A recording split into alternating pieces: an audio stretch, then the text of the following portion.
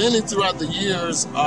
One famous musician that made a statement that I bring to work with me every day, knowing that you can communicate with people on any level, no matter how high you are or how low you are. We deal with students that have aptitudes to do anything, and we deal with students that need a little bit of help to get to where they want to be. So I went to a clinic in Charlotte with Grammy Award-winning bass player Victor Wooten. Put on free clinic, place packed, and this guy just blew everybody away. He's one of the best musicians in the world, bar none. So he did some things and blew everybody away, everybody's mouth hanging open, my mouth's on the floor. I'm like, I can't believe this guy is real. And someone raises their hand during the question and answer and says, Mr. Wooten, you're so good. You're one of the best in the world, but you play with all kinds of different people. How do you lower yourself to these people that aren't on your level to play with these people, studio sessions with people that aren't even close to your level? And he just smiled and said, you know, if I am the great Victor Wooten, as you say, then I should be able to come to the table and bring something, regardless of what the situation is. If I'm that good, I should be able to play with anybody, regardless, if I'm that good. And I feel the same way about educators. Sometimes people forget when they get the degrees, when they get the positions, and when they get these other things, sometimes they forget that we are here to serve students. So if we're as good as we say, if I have a master's degree and I'm that good, then I should be able to talk to any student, regardless of what level they're on, whether or not they test in the math 111 or if they test in the math 031. I should be able to communicate with them and help them get to where they want to be.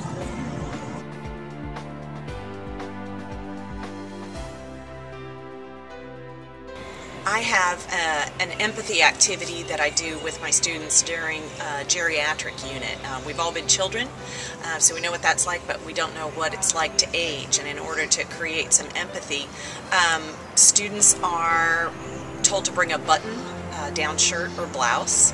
They're not told why, and they're told to bring a solid pair of soled shoes. And I proceed to provide them with special glasses that mirror some eye cataracts and macular degeneration and different aging effects on the eyes.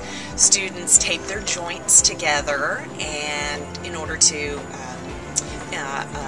mirror the effects of arthritis that aging brings. They also put on gloves to reduce the tactile sensation that occurs, and then we put popcorn kernels in their shoes to mirror bone spurring that comes with aging. Students then are asked to put on their glasses, which restrict their vision, and then to try and dress themselves, buttoning every single button correctly, with limited mobility, limited vision. And then we take a walk through a building and around a building so that they can feel the effects of the bone spurring and why their patients may walk a little slower when they ask them to follow them down the hall. In developmental studies, we're trying to provide lots of opportunities for our students to skip ahead to college level courses or complete their developmental courses as quickly as possible. And one way we're doing that is to offer them at the end of the first level course to take the placement test again. This allows them, if they have brushed up their skills, to skip ahead to college level coursework. We've found that many students have been successful and are able to skip ahead in one semester. One student even said that she was so grateful for this opportunity because she's paying her own way through college, and this saved her time and money, so she was very happy. And a lot of our students have similar experiences. So that's just one way we're trying to help students move quickly into college level coursework.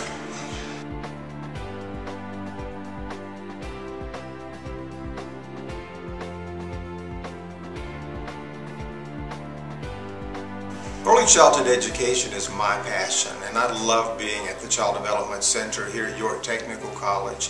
When we read all the research that tells us about brain development in children, it's still phenomenal to me that we have the opportunity to be a part of that great process.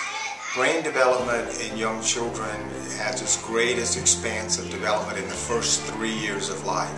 The basis of a child's personality, the development of the brain, and the windows of opportunity of learning are its greatest potential during those first 3 years. And here we have the opportunity to provide the model example of developmentally appropriate practices in growth and development for young children. I love the fact that we are the training school for the students in the Early Childhood Development Department at the college. We give those students an opportunity to work directly with children, to see what best practices are in a classroom, and to be a part of that process of observing children, assessing their needs, and then planning those activities that will help them grow to their greatest potential. So many of our students have moved on to work in other centers, to carry on that philosophy of best practices. Some of our students have started their own programs. So we've empowered not only those students, but they carry that empowerment with them into the community.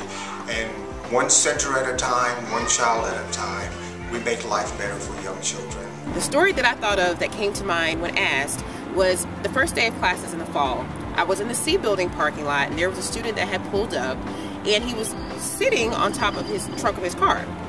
It seemed like he was looking for his book bag or wrestling around in the trunk of his car. He slammed the trunk of his car really quickly and then walked around to the front.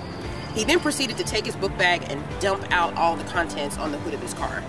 I noticed this and walked over to the student and asked him, could I help him with anything? His hands were shaking. He was extremely nervous. He had lost his schedule. He was an older student just coming back to school, and he was so scared about starting classes for the first time.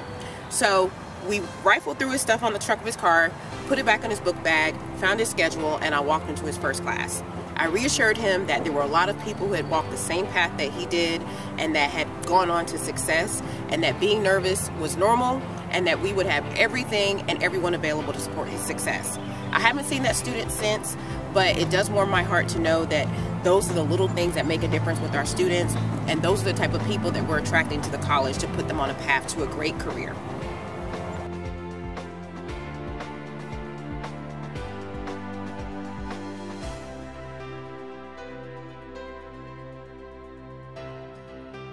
Hello, I'm David Rogers. I am adjunct faculty. I teach in the Department of Psychology. I've been teaching here for approximately 2 years, and I'm truly inspired by the students. The students demonstrate a passion for excellence. They demonstrate a passion for learning. They challenge me each and every day by asking intelligent, relevant questions. Moreover, I'm inspired by the teacher, the Center for Teaching and Learning. I think it's very important. It's been instrumental in my professional development that I have that structure and that guidance to really help me develop and become a better teacher every day. And I feel like I'm part of a family at York Tech. And I really appreciate that, because after retiring from a clinical environment, it's a very empowering feeling to be a part of something that's so much bigger than just one patient or one case or one discipline, but to be exposed to so many people that really care about the educational process and what we do here at York Tech. And I think it's just an amazing place to be. I'm very motivated when students who attend my class are taught the application of textbook theory, and when students actually go out and have positive experiences as it relates to landing employment. Because of the theory, the application of theory that I taught in my classes, I become very motivated, because it lets me know that students are learning in my classes and that they are actually going out applying the textbook knowledge that they obtain, which contributes to our campus-wide goal of job placement. And so it's very motivating to me, because at the end of the day, our students are going to be responsible for showing employers what they know and what they are able to do. And I want to play a very vital role in maximizing student success in that manner. So that's what motivates me.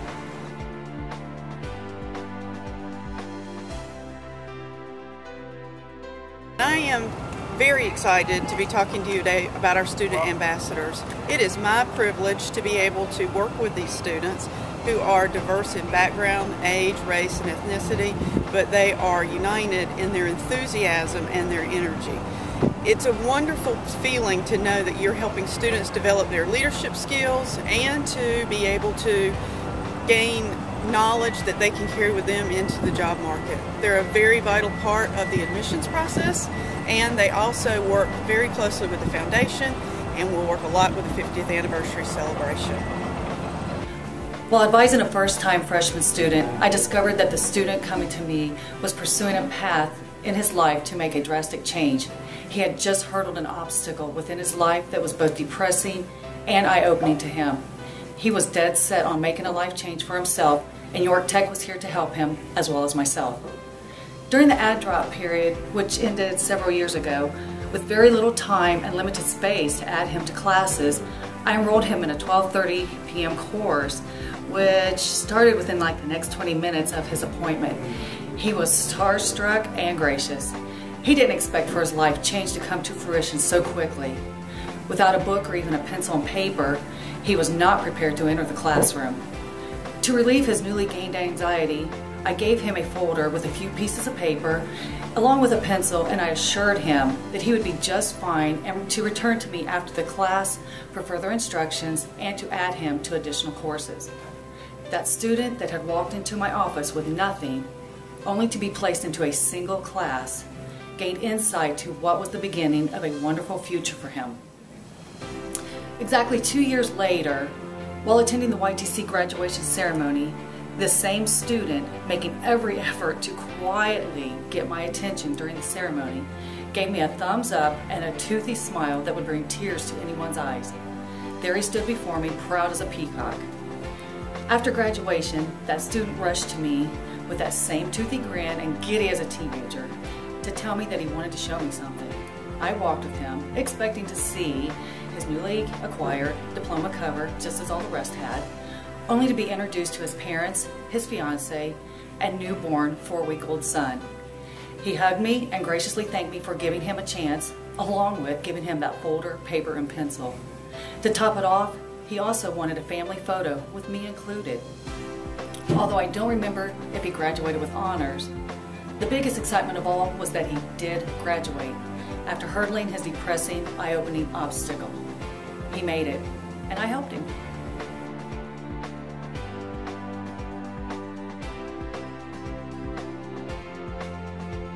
One time in my role at York Technical College when I felt like my efforts truly had paid off was when I actually had an opportunity to collaborate with faculty in division leadership within one of the academic divisions to help a student. The outcome was that that student was able to graduate from their academic program, and when I learned that news, it was truly rewarding for me. The student had really battled a lot of challenges, but with both emotional concerns and mental illness, to be truthful, and she ultimately ended up in our disciplinary process, which is never something we want to see happen with a student. But ultimately, we were able to work with her through a process of classroom-based interventions and then ongoing support outside of the classroom, as well as interaction with the faculty, counselors, and her division leadership, that she was able to be successful, complete the requirements for her degree, and graduate and be successful through that program. It was only because of the collaboration of a group of thoughtful professionals that she was able to do that, and that it didn't have to become a failure for her, that she could sort of fail upward in such a way that she could succeed at the college and reach her goals that she had stated. So that was a truly rewarding time for me, and I'm really glad to have been part of that process with that student. Here in our academic records department, we plan and we prepare for one of the most memorable events in a student's journey here at York Technical College. We take pride in preparing for this event. This actual event it creates so many memories for the students. It creates memories for their family and friends. It also creates memories for faculty and staff because we are committed to serving our students. This day that I'm referring to is known as Commencement Day. On this day, I sit and I watch each student walk across the stage and grab the award. And I realize, and I start to think back, and I think of all of the hard work, the dedication, and the determination that the students, that the faculty, and that the staff put into this to make this day possible. This feeling is an intrinsic reward and is self-inspiring. And it is because of this day that I do what I do here at your technical college.